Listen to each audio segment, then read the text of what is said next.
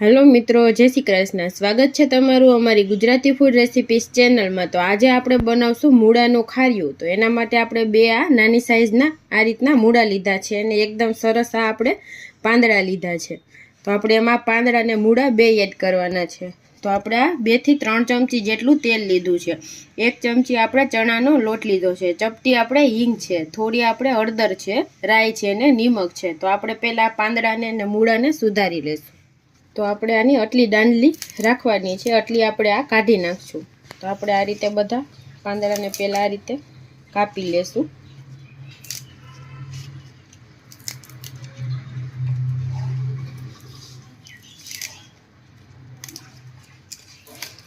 હવે આપણે આને એકદમ પાતળા પાતળા સુધારી લેશું।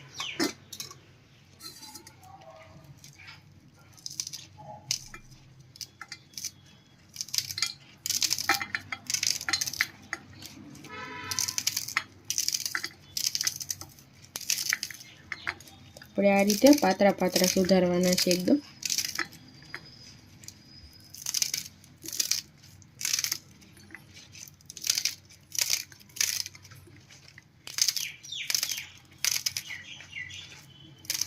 આપણે આ રીતે બધા પાનને સુધારી લેશું।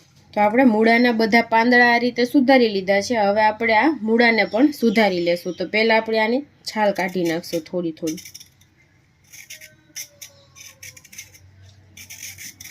एकदम सरस कूणो होय तो छाल काढवानी काई जरूर नथी।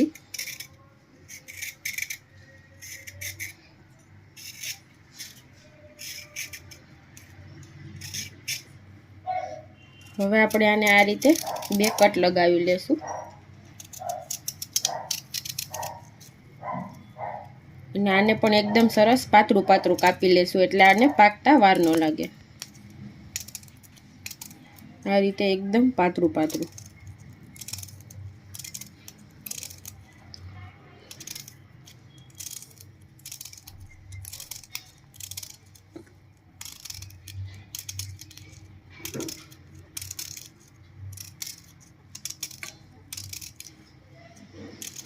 तो आपणे मूळा अने पान बंने एक सरखा सुधारी लीधा छे। तो हवे आपणे आनो वघार करी लेशुं। तो एक कढ़ाईमां 2 થી 3 मोटी चमची जेटलुं तेल एड करशुं। तेलने एकदम सरस गरम थवा देशुं। तो आपणुं तेल आवी गयुं छे तो आपणे एमां राई एड करी देशुं। राई एकदम सरस फूटे एटले आपणे एमां मूळा एड करी देशुं।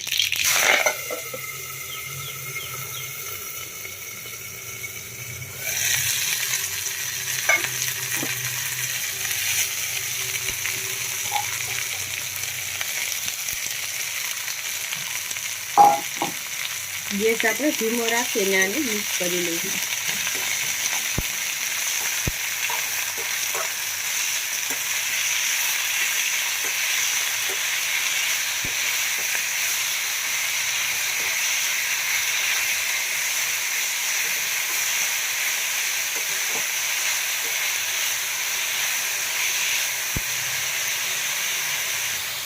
હવે આપણે એમાં હિંગ એડ કરશું ચપટી। हळदर एड करवानी है अर्धी नानी चमची जेटली। स्वाद प्रमाणे आपणे मीठुं एड करी देशुं। आ बधुं मिक्स करी लेशुं।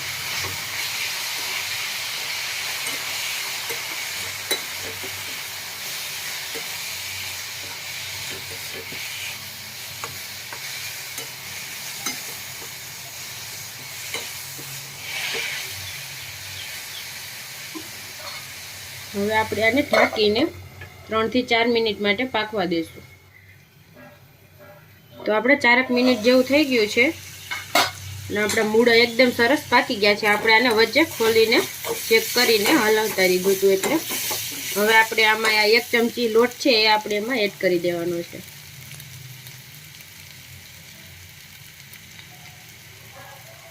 અને આપણે મિક્સ કરી લેશું।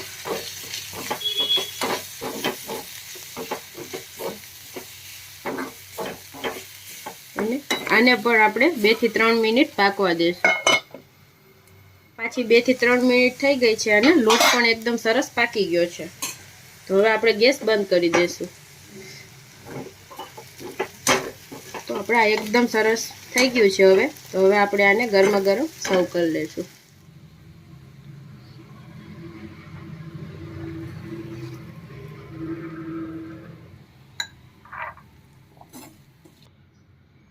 તો તૈયાર છે મિત્રો આપણું મૂળાનું ખાર્યું. તો જો તમને અમારી આ રેસીપી પસંદ આવી હોય તો અમારા વિડીયોને લાઈક કરજો, શેર કરજો અને અમારી ચેનલને સબસ્ક્રાઈબ કરજો. Thank you.